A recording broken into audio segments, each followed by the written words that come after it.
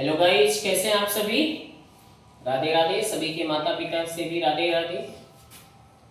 और आपके सामने एक और इम्पोर्टेंट क्वेश्चन बोर्ड एग्जाम में आने वाला, या आप कह सकते हैं प्री बोर्ड में भी और बोर्ड एग्जाम में भी इस तरह का एक क्वेश्चन दिखाई पड़ेगा।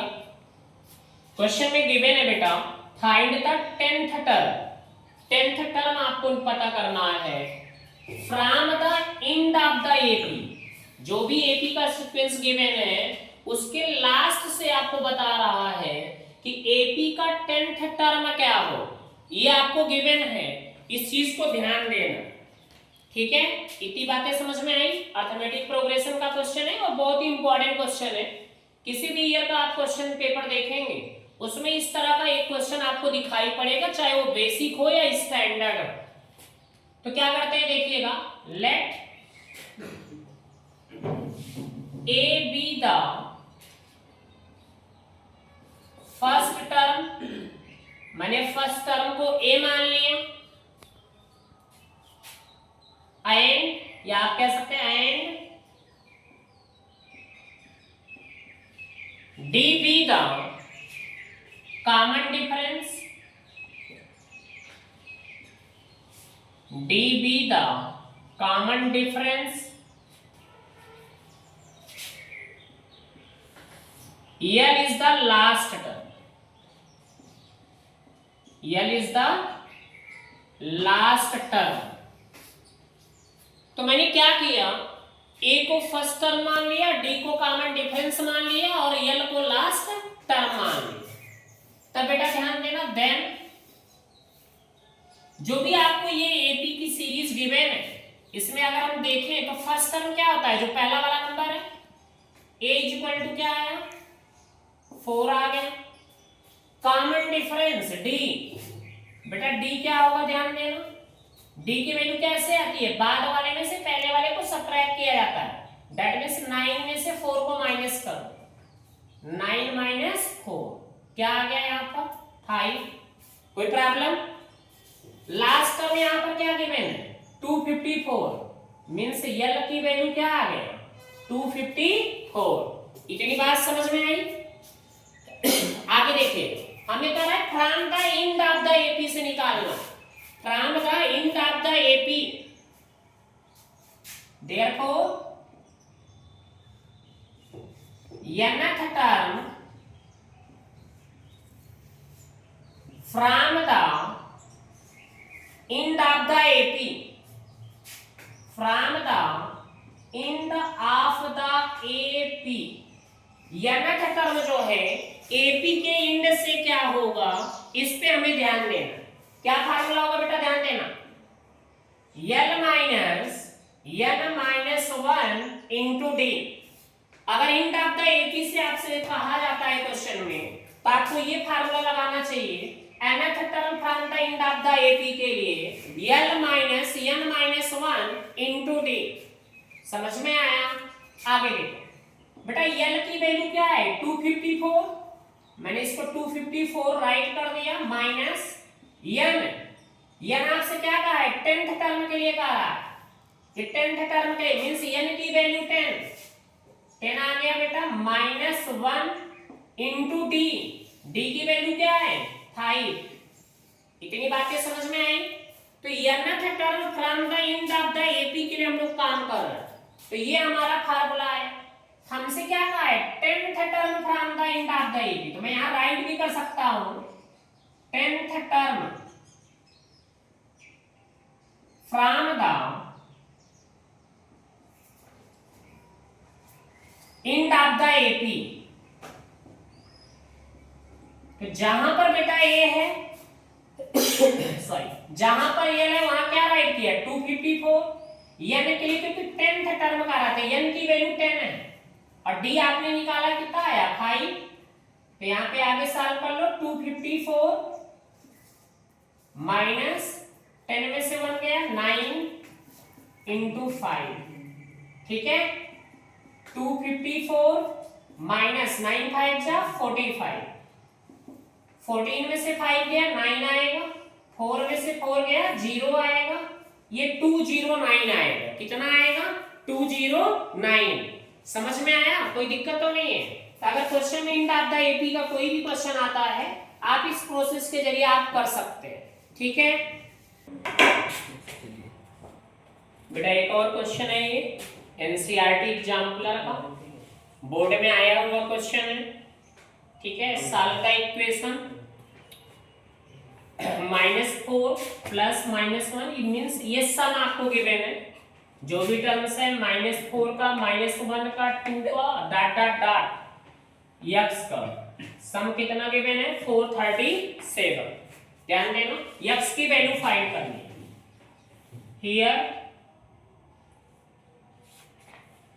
a इक्वल टू -4 है, फर्स्ट टर्म आपका -4 हो गया। d क्या होगा? ध्यान देना, बाद वाले में से पहले को माइनस करना है। बाद वाला टर्म क्या है? -1, माइनस करना है कितने को? -4 को बेटा करना है। -1 माइनस माइनस प्लस 4, -1 प्लस 4 कितना होता है? 3 होता है।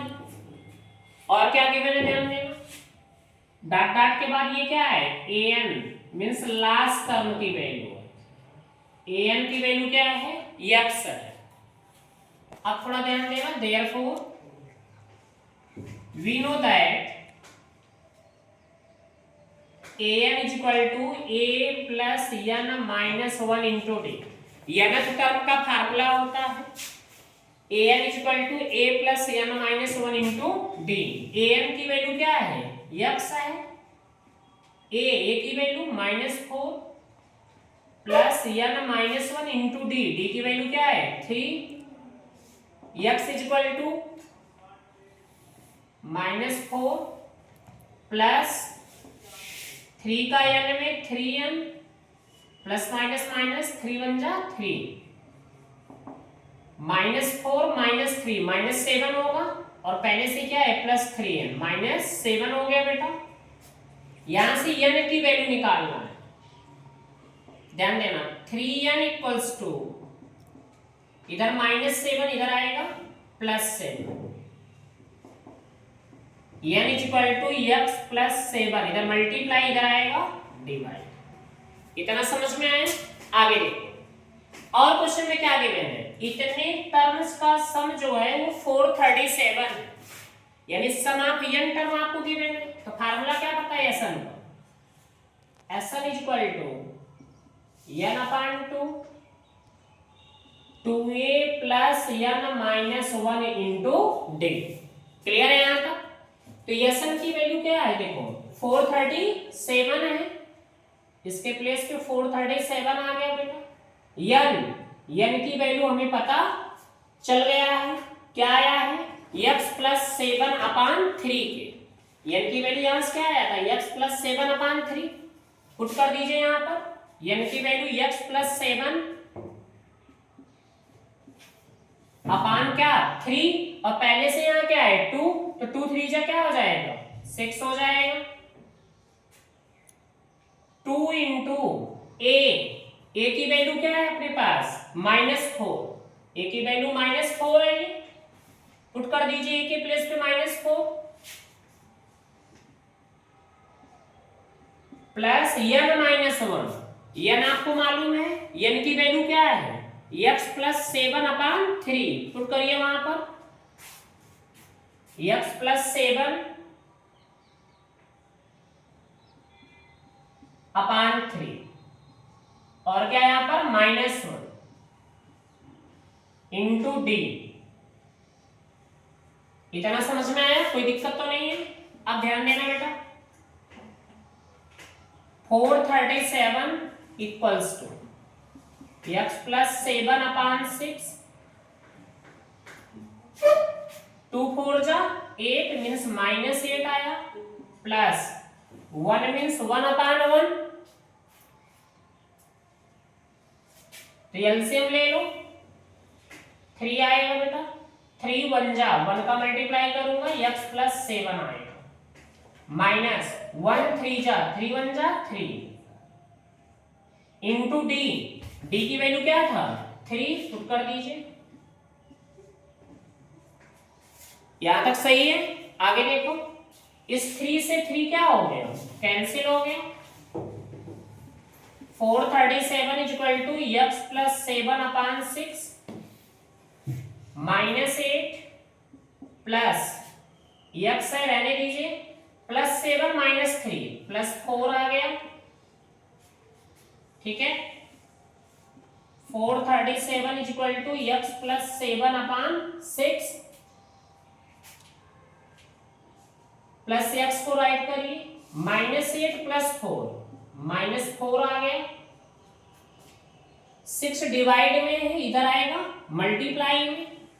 6 7 जा 42 कैरी 4 6 3 जा 18 4 22 कैरी 2 6 4 जा 24 26 आया इक्वल्स टू क्या बचा x plus 7 into x minus 4। चलिए मल्टीप्लाई करते हैं अलजेब्रा का। x का मल्टीप्लाई x में करेंगे तो x square plus minus minus x का मल्टीप्लाई 4 में 4x आया प्लस 7 का मल्टीप्लाई x में प्लस 7x आया प्लस माइनस माइनस 7 4 जा 28। बेटा इसको भी उधर लेके जाओ, क्या होगा ध्यान देना, x square minus 4x plus 7x plus 3x, पहले से क्या है उधर माइनस 28। ठीक है, ये प्लस है इधर आया माइनस 2622 इज इक्वल टू 0 की x स्क्वायर प्लस 3x, ये दोनों निगेटिव में है, ऐड कर दीजिए तो क्या आ जाएगा 2650 इज इक्वल टू 0। यहां तक क्लियर है, कोई दिक्कत तो नहीं है, समझ में आ रहा है। ठीक है, आगे देखो मल्टीप्लाई करने पे 2650 और सब्ट्रैक्ट करने पे क्या आना चाहिए 3 आना चाहिए। ठीक है, तो क्या होगा ध्यान देना, अगर 53 में 50 से मल्टीप्लाई किया जाए, 53 में 50 से मल्टीप्लाई किया जाए तो आएगा 2650 और 53 में से 50 को सब्ट्रैक्ट किया जाए कितना आएगा 3 आएगा। तो क्या राइट कर सकते हैं x square plus 53x minus 50x minus 2650 is equal to 0। बेटा x कॉमन ले लो, x प्लस 53 माइनस 50 कॉमन ले लो, माइनस माइनस प्लस हो जाएगा, माइनस माइनस प्लस हो जाएगा इक्वल्स टू 0 की। दोनों में क्या कॉमन है x प्लस 53, क्या बचेगा x माइनस 53 50 इक्वल टू 0। बेटा ये वैल्यू क्या आएगी निगेटिव आ जाएगा, when x plus 53 equal to 0 x की वैल्यू माइनस 53, तो पॉजिटिव वाली वैल्यू ये देगा, that means when x minus 50 equal to 0 तो x की वैल्यू क्या आ जाएगा 50। ये आपका x का जो है पॉजिटिव वैल्यू निकल के आएगा। ठीक है, दूसरा क्या होगा अगर तो माइनस 53 उसको नहीं लिया जाएगा, ये आपका 50 पॉजिटिव वैल्यू लिया जाएगा। समझ में आया, कोई दिक्कत तो नहीं है।